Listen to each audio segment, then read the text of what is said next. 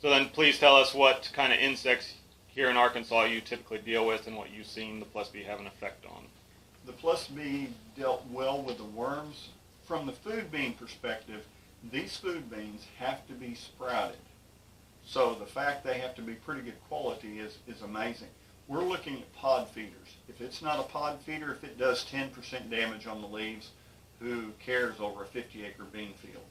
So if we lost a few leaves, everybody does. You can have a hailstorm and lose more than that. So we were interested in pod feeders, primarily worms. But welcome to rice country, stink bugs are bad. We had no abnormal amounts of stink bugs to be noticed in any of this field.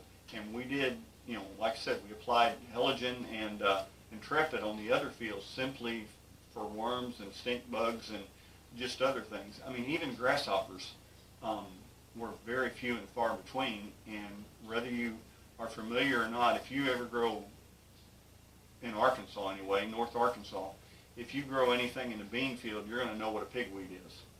When you have pigweeds in conventional beans, you can put out all the cobra, flex star you want, and you're still going to have a few.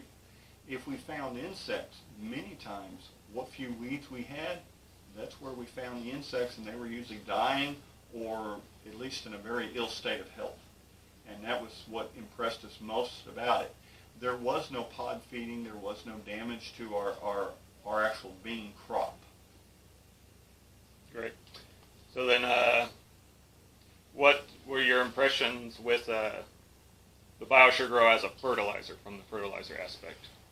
Our ground is very, very phosphorus needy. Back in the day, the father-in-law just virtually did not put out mixed fertilizer. So if we take a soil sample, the first thing you see is, oh my gosh, where's your phosphorus? You've got dirt, you don't have soil. We also are pretty potassium short in Arkansas. Virtually every U of A, anything will tell you never put potassium on rice ground. Well, I'm here to tell you we have to.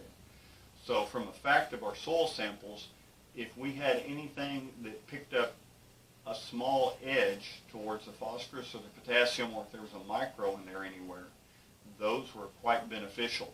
I do not have specific places on this crop where we pulled and took soil samples specifically for this one field, or even tissue samples that we sent off. But in the times past, I have done soil samples and I have done tissue samples, and all of them say that we're phosphorus short, we're potassium short.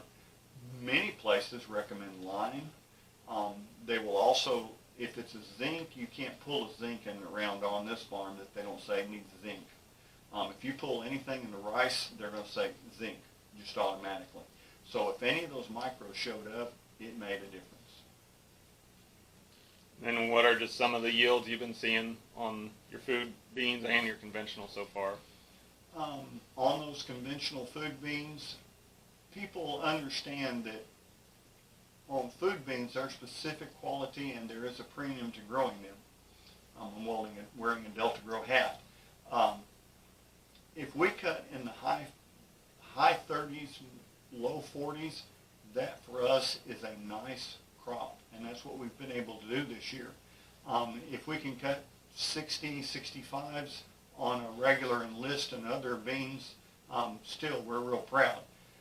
I realize there's people that cut 100 bushel soybeans. I've seen them, but they didn't cut them on our rice ground. When we go across the ground, we were thrashing today, and we could leave ruts. You could see the sprayer tracks in the field. Peyton rode the combine with me today, and he could see every sprayer pass because that's just what this ground does. When you water our ground, I can water this 50 acres in 3 days and completely flood it for a rice field. If we want to run poly pipe down the hips, which we had for the beans this year, we run the well 24 and maybe 36 hours, and we've got a flooded, watered field. So you can understand we have extremely heavy, thick dirt. If you don't know what bozo shoes are, I'll let you walk in the field.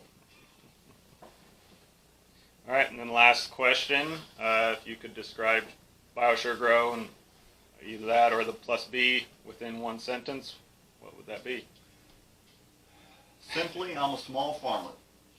And around here, I grow 1,400 acres. We grow 300 acres of food beans this time. We have the biggest rice crop we ever had at 700 acres. To put this together in one sentence, I trusted enough. I ordered every drop I need to put on beans next year, and we're also going to add some to the rice. So from my confidence standpoint, I don't know how you make a one sentence out of this. I trusted enough. I'm doing it next year. I'll see Payton and etc. Sounds good. We're excited to see what happens next year, and thank you for doing this.